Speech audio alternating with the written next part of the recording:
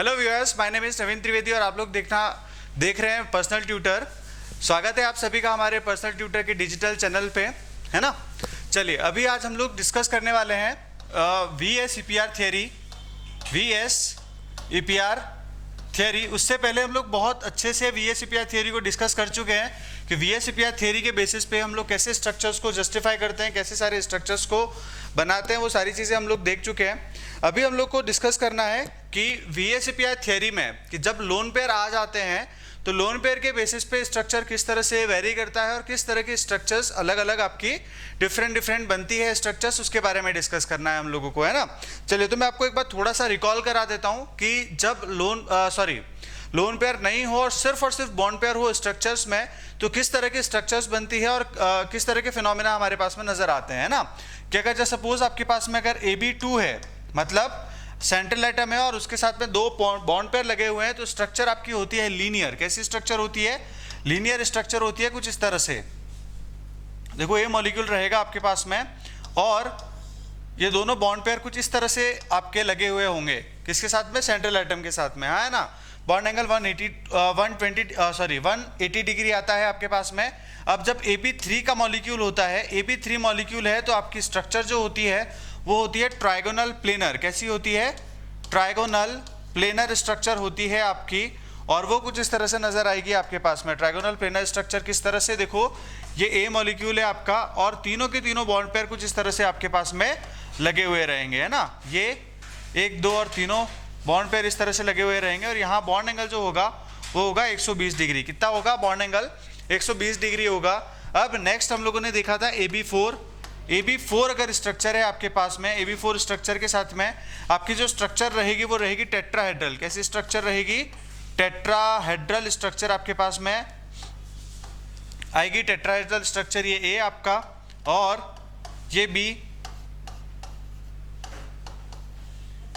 ये tetrahedral structure होगी आपकी। और यहाँ जो बॉन्ड एंगल होगा वो होगा 109 डिग्री और 3 मिनट का क्या होगा आपके पास में बॉन्ड एंगल होगा। दूसरा हम लोग देखते हैं, अगर AB5 स्ट्रक्चर है आपके पास में, कैसी? AB5 टाइप का, मतलब एक बॉन्ड पेयर आपका A सेंट्रल एटम है और उसके साथ में अगर 5 बॉन्ड पेयर आपको मैनेज करने हैं, तो स्ट्रक्चर का नाम होता है आपके पास में ट्राइगोनल बाइपिरामिडल। कैसा होता है? Trigonal bipyramidal. Trigonal bipyramidal type की स्ट्रक्चर होगी आपकी। कैसे? देखो, ये आपका A मॉलिक्यूल हो जाएगा और कुछ इस तरह से ट्राइगन पे आपका ऐड होगा और ये ट्राइगोनल हो गया आपका। और दो जो आपके पास में बॉन्ड पेयर थे, 2 बॉन्ड पेयर आपके किस तरह से मैनेज होते हैं? 2 बॉन्ड पेयर आपके कुछ इस तरह से मैनेज होंगे। एक बार वापस देखिएगा बाय पिरामिडल को, ट्राइगोनल बाय पिरामिडल। तो ये आपका एक सेंट्रल एटम हो गया और ये कुछ इस तरह से ट्राइगन में 1 तो 3 ऐड होंगे आपके पास में बॉन्ड पेयर और 2 बॉन्ड पेयर कुछ इस तरह से लगेंगे आपके पास में, हाँ या ना। तो देखो, ये कुछ इस तरह से नजर आएगा आपके पास में एक ट्राइगोनल प्लेन में और ऊपर नीचे क्या रहेंगे आपके 2 बॉन्ड पेयर और लगे हुए रहेंगे जो पिरामिडल की शेप बनाएंगे उसके साथ में। ये ट्राइगोनल पिरामिडल हो गया। अब अगर AB6 टाइप का है, अगर आपके पास में एक AB6 टाइप का अगर आपके पास में बनेगा, तो AB6 के लिए बनेगा आपके पास में स्क्वायर बाइपिरामिडल। कैसा बनेगा? स्क्वायर बाइपिरामिडल, जिसको हम लोग याद करने के लिए ऑक्टाहेड्रल लिखते हैं। क्या लिखते हैं? स्ट्रक्चर का नाम ऑक्टाहेड्रल। ऑक्टाहेड्रल कैसे रहेगा? ये A मॉलिक्यूल आपके पास में और ये कुछ इस तरह से आपके पास में चारों अरेंज होंगे और प्लेन में, और ऊपर नीचे क्या रहेंगे आपके पास में 2 बॉन्ड पेयर, है ना। एक लास्ट और था AB7 और AB7 में हम लोगों ने पढ़ा था कि स्ट्रक्चर होती है आपके पास में पेंटागोनल बाइपिरामिडल। कैसी स्ट्रक्चर होती है? Pentagonal bipyramidal. ये आपका कुछ इस तरह से बनेगा, पेंटागोनल बाइपिरामिडल, हाँ या ना। ये कुछ इस तरह से स्ट्रक्चर आपकी दिखेगी, पेंटागोनल बाइपिरामिडल। ये हम लोगों ने पिछली क्लास में डिस्कस किया था, तो इसको एक थोड़ा सा ब्रीफ कर दिया है हम लोगों ने। अभी जो नेक्स्ट हम लोग देखने वाले हैं कि अगर लोन पेयर आ जाते हैं इसी में, तो लोन पेयर आ जाते हैं, उसके बाद हम लोग कैसे कैलकुलेट करेंगे उसको, है ना। तो सबसे पहले आप लिखिए नंबर ऑफ बॉन्ड पेयर, यहाँ पे नंबर ऑफ बॉन्ड पेयर, यहाँ लिखेंगे नंबर ऑफ लोन पेयर,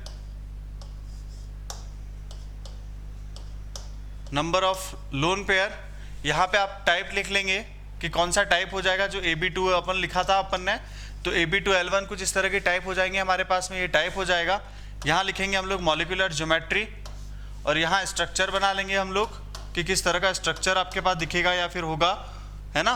और यहाँ लिख लेंगे एग्जाम्पल। सबसे पहला एग्जाम्पल मैं लिख रहा हूँ आपका O3 या SO2, क्या लिखूंगा, O3 या SO2 मॉलिक्यूल जो है उस पर किस तरह की स्ट्रक्चर होती है। तो मैंने आपको कैलकुलेट करने के लिए फॉर्मूला वैसे बता रखा था, लेकिन फिर भी आपको रिकॉल करा देता हूं मैं कि हम लोग क्या देखते थे, सेंट्रल एटम में वैलेंस शेल में कितने इलेक्ट्रॉन है वो देखते थे, सराउंडिंग एटम कैलकुलेट करते थे। सराउंडिंग एटम में सिर्फ और सिर्फ आपके क्या होना चाहिए, मोनोवैलेंट कंपाउंड होना चाहिए। अगर आपके पास में पॉजिटिव चार्ज है तो उसको माइनस कर देना है, और नेगेटिव चार्ज है तो उसको प्लस कर देना है, डिवाइडेड बाय 2, हाँ या ना। तो यहाँ पे O3 या SO2 देखेंगे तो O3 को मैं OO2 लिखूंगा, और सेंट्रल एटम आपका हो जाएगा इसमें ऑक्सीजन। ऑक्सीजन के सेंट्रल एटम में इलेक्ट्रॉन होते हैं 6, और यहाँ पे कुछ भी नहीं आएगा। क्यों नहीं आएगा, क्योंकि आपका ऑक्सीजन डाइवैलेंट होता है। तो हम लोग जब इसमें number of lone pair number of bond pair निकालेंगे वो आएगा 2, और नंबर ऑफ लोन पेयर आएगा 1, है ना। ये वैसे मैं आपको बहुत डिटेल से कैलकुलेट करना सिखा चुका हूँ, तो आप इसी प्लेलिस्ट में आपको VSEPR का फर्स्ट वीडियो मिलेगा, उसको आप देखें, बहुत अच्छे से समझे, उसके बाद इसको देखें, है ना। चलिए, तो यहाँ पे टाइप जो हो जाएगा, टाइप हो जाएगा आपके पास में AB2L1। टाइप किस तरह से हो जाएगा, AB2L1। अब ध्यान से सुनिएगा, मैंने आपको बताया था कि अगर ये लोन पेयर जब भी होता है किसी भी स्ट्रक्चर में, तो वो उसकी स्ट्रक्चर में पार्टिसिपेट नहीं करता। मतलब किसी अगर मॉलिक्यूल में लोन पेयर है तो वो उसकी स्ट्रक्चर में कोई भी पार्टिसिपेट नहीं करता, क्योंकि लोन पेयर बॉन्डिंग में पार्टिसिपेट नहीं कर रहे हैं आपके, है ना। वो लोन पेयर वो इलेक्ट्रॉन होते हैं जो बॉन्डिंग में पार्टिसिपेट नहीं करते, तो वो स्ट्रक्चर में भी पार्टिसिपेट नहीं करते आपके, हाँ है ना। तो अगर ये लोन पेयर ना होके अगर बॉन्ड पेयर होता जस्ट सपोज, तो स्ट्रक्चर आपकी कुछ इस तरह से होनी चाहिए थी। स्ट्रक्चर कैसी होगी आपकी, मतलब कैसी होनी चाहिए थी, कुछ इस तरह से स्ट्रक्चर होता आपका, ए होता, और कुछ इस तरह से नजर आता आपको ट्रायगोनल प्लेनर की तरह। किसकी तरह, ट्रायगोनल प्लेनर की तरह। लेकिन एक लोन पेयर होने की वजह से, किसकी वजह से, एक लोन पेयर होने की वजह से यहाँ पे लोन पेयर आ जाएगा, और आपको पता है कि लोन पेयर बॉन्डिंग में पार्टिसिपेट नहीं करता है। तो देखो, इसको छुपा लेंगे हम लोग यहाँ पे इस तरह से, और ये आपका किस तरह से दिखेगा, ये वी शेप या बैंड शेप दिखेगा। कैसे दिखेगा, वी शेप और बैंड शेप। अब तो इसकी स्ट्रक्चर कैसी हो जाएगी आपकी, SO2 या O3 की वी शेप हो जाएगी या बैंड शेप हो जाएगी। कैसी हो जाएगी, वी शेप हो जाएगी या बैंड शेप, ठीक है। और यहाँ पे मैंने आपको बोल रखा था तब कि जब VSEPR थ्योरी में सिडविक और पॉवेल के अकॉर्डिंग, किसके अकॉर्डिंग, सिडविक और पॉवेल के अकॉर्डिंग आपके बॉन्ड एंगल में यहाँ पे 120 डिग्री का बॉन्ड एंगल है, 120 डिग्री का बॉन्ड एंगल है। और मैंने आपको बोला था सिडविक और पॉवेल के अकॉर्डिंग कि सबसे ज्यादा रिपल्शन होता है वो लोन पेयर के बीच में, उससे कम रिपल्शन लोन पेयर और बॉन्ड पेयर के बीच में, सबसे कम रिपल्शन होता है बॉन्ड पेयर और बॉन्ड पेयर के बीच में। तो जब यहाँ डिस्कस करूंगा मैं, तो यहाँ पे अगर बॉन्ड पेयर होता तो रिपल्शन कम होता, लेकिन लोन पेयर और बॉन्ड पेयर की वजह से क्या होगा, यहाँ पे लोन पेयर प्रेजेंट होने की वजह से रिपल्शन बहुत ज्यादा फील करेगा। रिपल्शन ज्यादा फील होने की वजह से क्या होगा, ये बॉन्ड एंगल जो होगा वो 120 डिग्री से कम हो जाएगा। क्या हो जाएगा, 120 डिग्री से बॉन्ड एंगल कम हो जाएगा आपके पास में, हाँ या ना। चलिए दूसरा देखते हैं हम लोग। दूसरा है हमारे पास में एग्जाम्पल है, दूसरा एग्जाम्पल है NH3। कौन सा एग्जाम्पल है, अमोनिया NH3 मॉलिक्यूल। अब अगर NH3 मॉलिक्यूल है, हाइब्रिडाइजेशन तो हमको पता है sp3 होता है, लेकिन यहाँ पे नंबर ऑफ बॉन्ड पेयर आते हैं आपके पास में 3, और नंबर ऑफ लोन पेयर आते हैं आपके पास में 1। टाइप हो जाएगा आपके पास में AB3L1। क्या हो जाएगा, AB3L1 स्ट्रक्चर हो जाती है आपकी। AB3L1 स्ट्रक्चर है, तो उसके साथ में स्ट्रक्चर कैसा बनेगा वो देखना है हम लोगों को, है ना। अगर वो स्ट्रक्चर कैसी होती है, AB3L1 की स्ट्रक्चर किस तरह से बनेगी। अब अगर AB3L1 नहीं होता यहाँ पे तो AB4 होता, और AB4 होता तो टेट्राहेड्रल स्ट्रक्चर होती है। कैसी स्ट्रक्चर होती है, टेट्राहेड्रल स्ट्रक्चर होती है। लेकिन क्या होगा कि एक लोन पेयर आने की वजह से, किसकी वजह से, एक लोन पेयर आने की वजह से ये स्ट्रक्चर आपको पिरामिडल दिखेगी। कैसे स्ट्रक्चर दिखेगी, पिरामिडल स्ट्रक्चर दिखेगी। और यहाँ पे वापस से अगेन लोन पेयर और बॉन्ड पेयर के रिपल्शन की वजह से, यहाँ पे अगर बॉन्ड पेयर प्रेजेंट होता रिपल्शन कम होता, और बॉन्ड पेयर प्रेजेंट होता टेट्राहेड्रल स्ट्रक्चर होती है, और बॉन्ड एंगल कितना होता 109 डिग्री और 3 मिनट। लेकिन यहाँ पे लोन पेयर और बॉन्ड पेयर के प्रेजेंट होने की वजह से आपके पास में यहाँ जो बॉन्ड एंगल अपने पास में आने वाला है वो बॉन्ड एंगल निकल के आता है 160 डिग्री। कितना आता है, 107 डिग्री। कितना आता है, 107 डिग्री। और स्ट्रक्चर का जो नाम होता है वो होता है आपका पिरामिडल। कैसी स्ट्रक्चर दिखती है आपकी, पिरामिडल शेप की स्ट्रक्चर आपको नजर आती है, हाँ या ना। पिरामिडल शेप आपका इसका नजर आता है, और बॉन्ड एंगल 160 डिग्री हो जाता है लोन पेयर के प्रेजेंट होने की वजह से। चलिए दूसरा एग्जांपल देखते हैं अब लोग इसमें कि दूसरा एग्जांपल क्या रहेगा, क्या इसकी स्ट्रक्चर बनेगी। दूसरा एग्जांपल है हमारे पास में H2O का। किसका एग्जांपल है, H2O एक वाटर मॉलिक्यूल है। वाटर मॉलिक्यूल जब होता है उसमें सेंट्रल एटम होता है ऑक्सीजन, तो जब इसमें नंबर ऑफ लोन पेयर और number of bond pair count करेंगे तो उसके अंदर 2 बॉन्ड पेयर आते हैं और 2 लोन पेयर आते हैं। कितना आता है? 2 बॉन्ड पेयर और 2 लोन पेयर आते हैं। 2 बॉन्ड पेयर 2 लोन पेयर, तो मतलब हो जाएगा आपका, देखो यहाँ पे Ab2L2 क्या हो जाएगा? Ab2L2 मॉलिक्यूल रहेगा, Ab2L2 मॉलिक्यूल, तो ये A मॉलिक्यूल हो जाएगा आपका। और यहाँ पे 2 लोन पेयर लगाने, क्या लगाने हैं आपको? कि 2 लोन पेयर आ जाएंगे आपके पास में, हाँ है ना? 2 लोन पेयर, और ये आपका क्या रहेगा? 2 बॉन्ड पेयर कुछ इस तरह से मैंने लगा रखे हैं। यहाँ पे 2 बॉन्ड पेयर आ जाएंगे। अब यहाँ पे देखो क्या होगा, बहुत ध्यान से सुनना। एक लोन पेयर था तो रिपल्शन, तो यहाँ पे 2 लोन पेयर है, उसकी वजह से भी रिपल्शन, लोन पेयर रिपल्शन बहुत ज़्यादा होता है। और उसके बाद में क्या होगा? Lone pair bond pair repulsion होगा। तो उसकी वजह से ये जो बॉन्ड एंगल है वो 109 डिग्री, अगर ये दोनों लोन पेयर आपके बॉन्ड पेयर होते तो बॉन्ड एंगल होता है 109 डिग्री। लेकिन लोन पेयर रिपल्शन और lone pair bond pair repulsion होने वजह से, इतना हाई रिपल्शन होने की वजह से इसका जो बॉन्ड एंगल होता है वो कम होके कितना हो जाता है? 104 डिग्री और 5 मिनट। कितना हो जाता है? 104 डिग्री 5 मिनट आपका इसका बॉन्ड एंगल रह जाता है आपके पास में, हाँ है ना? चलिए, तो इस स्ट्रक्चर का नाम फिर से क्या हो जाएगा? देखो आपको दिख रहा है उल्टा वी, क्या बैंड शेप, तो ये हो जाएगा वी शेप और बैंड शेप। कैसा स्ट्रक्चर हो जाएगा? वी शेप और बैंड शेप, ठीक है। चलिए इसको हम लोग बना लेते हैं आगे, फिर उसके बाद में आगे की सारी चीजें देखते हैं, ठीक है। इसको मिटा लूं यहाँ पे। चलिए, वी शेप और बैंड शेप। अब हम लोगों को आगे देखना है ClF3 मॉलिक्यूल। कौन सा मॉलिक्यूल? ClF3 से पहले हम लोग देखेंगे SF4 मॉलिक्यूल। कौन सा मॉलिक्यूल? SF4 molecule. अब SF4 मॉलिक्यूल है, SF4 में आपको नंबर ऑफ लोन पेयर और नंबर ऑफ बॉन्ड पेयर आपको निकालने आएगा। SF4 मॉलिक्यूल में, SF4 में आपका जो सेंट्रल एटम होता है, सेंट्रल एटम कौन सा होता है? आपका सल्फर। अब अगर सल्फर सेंट्रल एटम है और फ्लोरीन आपका सराउंडिंग एटम है, तो सल्फर 6/2 6 + 4 10/2 5, तो यहाँ पे आपके पास में 5, तो total number of electron pair आ गए। उसमें से लोन पेयर होता है आपके पास 1 और बॉन्ड पेयर होता है 4। कितना होता है? 4। इस तरह से देखो, मैंने सिर्फ एक एग्जांपल लिखा है, इसके बाद दुनिया भर के एग्जांपल्स हो सकते हैं हमारे पास में। हमने कॉमन फॉर्मूला देख रखा है, तो जो भी आपके पास में फॉर्मूला है, बेसिक्स है, उसको आपको अप्लाई करना है, उसके अकॉर्डिंग आंसर निकालना है। अब देखो अपने पास में आंसर क्या है, देखो नंबर ऑफ बॉन्ड पेयर हो जाएंगे आपके पास में 4, तो ये हो जाएगा Ab4L1। क्या हो जाएगा? Ab4L1। अब अगर Ab5 होता तो अपने को पता ही है कि ट्राइगोनल प्लेनर स्ट्रक्चर होती है, लेकिन एक लोन पेयर आने की वजह से, क्या आने की वजह से? एक लोन पेयर के आने की वजह से आपका जो स्ट्रक्चर है वो कैसा नजर आता है? आपका कुछ इस तरह से नजर आता है, हाँ या ना? अब ये देखो, बड़ी इंपॉर्टेंट सी चीज है कि ये जो लोन पेयर है वो सिर्फ और सिर्फ आपका इक्वेटर पोजीशन पे आता है। कौन सी पोजीशन पे? इक्वेटर पोजीशन की वजह से। तो यहाँ जो आपका शेप आता है, स्ट्रक्चर जो होती है वो बनती है आपकी पाई शेप। कैसे स्ट्रक्चर बनती है? पाई शेप की स्ट्रक्चर आपकी रहेगी। कैसी स्ट्रक्चर रहेगी? पाई शेप स्ट्रक्चर रहेगी आपके पास में। चलिए दूसरा एग्जांपल हम लोग ले लेते हैं ClF3 का। किसका एग्जांपल?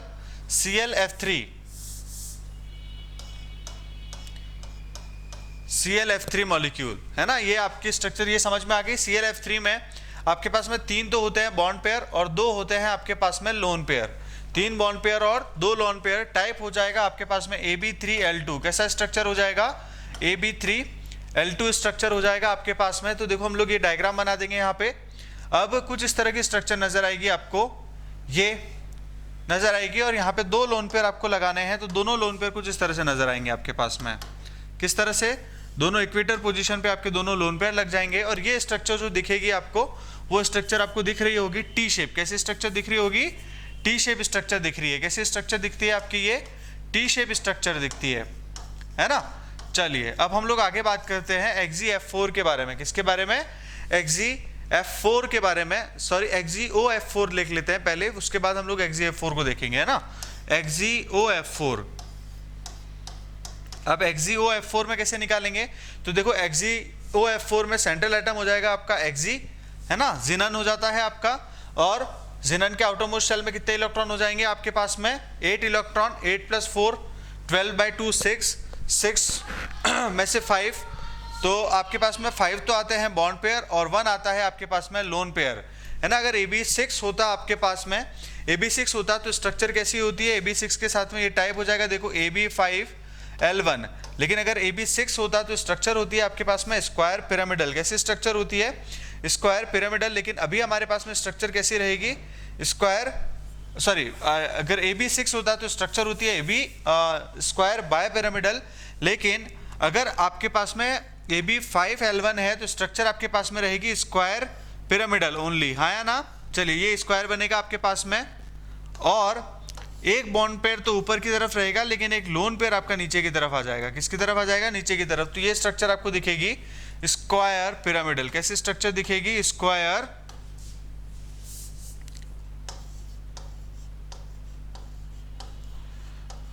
स्क्वायर पिरामिडल टाइप की स्ट्रक्चर आपको नजर आएगी यहाँ पे, स्क्वायर पिरामिडल स्ट्रक्चर, हाँ या ना। चलिए एक छोटा सा एग्जांपल और है हमारे पास में, हम लोग देख लेते हैं XGF4। क्या देख लेते हैं? XGF4 हम लोग देखेंगे यहाँ पे कि XGF4 की स्ट्रक्चर कैसे रहेगी आपके पास में, है ना।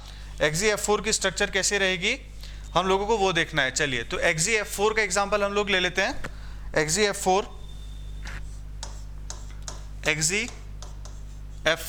अब XGF4 में सेंट्रल एटम है आपका Xg सेंट्रल एटम है, तो सेंट्रल एटम में हो जाएंगे आपके कितने इलेक्ट्रॉन हो जाएंगे? 8 इलेक्ट्रॉन, 8 + 4 12। तो नंबर ऑफ लोन पेयर जो आ जाएंगे आपके पास में आ जाएंगे, वो आ जाएंगे 4, sorry number of bond pair 4 और नंबर ऑफ लोन पेयर आ जाएंगे आपके पास में 2। स्ट्रक्चर देखो आपकी कैसी बनेगी, स्ट्रक्चर आपकी कुछ इस तरह से नजर आएगी। ये हो जाएगा आपका A, और चारों कोनों पे आपके बॉन्ड पेयर रहेंगे और एक लोन पेयर ऊपर और एक लोन पेयर आपका आ जाएगा नीचे की तरफ, है ना। तो ये स्ट्रक्चर हो जाएगी आपके पास में स्क्वायर प्लेनर स्ट्रक्चर। कैसी स्ट्रक्चर? स्क्वायर प्लेनर स्ट्रक्चर हो जाएगी हमारे पास में। इस तरह के बहुत सारे एग्जांपल है हमारे पास में। एक बहुत इंपॉर्टेंट टॉपिक, बहुत इंपॉर्टेंट एग्जांपल जो आपको हर साल पूछा जाता है, और वो है आपके पास में I3-। कैसा है? I3-। अब ये बहुत इंपॉर्टेंट है I3-, इसको लास्ट डिस्कस करेंगे फिर आज का सेशन। और ये पूरा VSCPR, आप चाहे IIT JEE के लिए तैयारी कर रहे हो, नीट के लिए तैयारी कर रहे हो, इससे एक न एक क्वेश्चन हर साल बनता है स्ट्रक्चर बेस पे, है ना। और इससे ज्यादा आपके पास में डेफिनेटली नहीं पूछेगा वो। I3- है आपके पास में, तो देखो I3- को आप ओपन करके इसको लिखोगे II2- और सेंट्रल एटम, आयोडीन के सेंट्रल एटम में 7 इलेक्ट्रॉन +2 + 1/2, टोटल हो जाते हैं आपके पास में 10 या 5। यहाँ पे नंबर ऑफ लोन पेयर निकल के आते हैं आपके पास में 3, और नंबर ऑफ बॉन्ड पेयर निकल के आते हैं आपके पास में 2। कितने बॉन्ड पेयर निकल के आते हैं? 2। लेकिन इसकी स्ट्रक्चर जो बनती है वो स्ट्रक्चर आपको कुछ इस तरह से नजर आएगी। किस तरह से नजर आएगी? देखो कि इसके जो बॉन्ड पेयर है वो आपके एक्सियल पोजीशन पे अरेंज होते हैं। किस तरह से अरेंज होते हैं? एक्सियल पोजीशन पे। और लोन पेयर जो आते हैं वो तीनों के तीनों लोन पेयर आपके कहाँ आ जाते हैं? इक्वेटर पोजीशन पे। कहाँ पे? तीनों के तीनों लोन पेयर आपके इक्वेटर पोजीशन पे आ जाते हैं, और इस वजह से जो I3- की स्ट्रक्चर है वो आपकी स्ट्रक्चर हो जाती है लीनियर स्ट्रक्चर। कैसी स्ट्रक्चर हो जाती है? लीनियर, है ना। तो ये पूरा टॉपिक आपको VSCPR कंप्लीट हो गया है। आई होप आप लोगों को ये वीडियो पसंद आया होगा। वीडियो पसंद आए लाइक करिए, शेयर करिए और चैनल को सब्सक्राइब करना ना भूले। Thank you so much.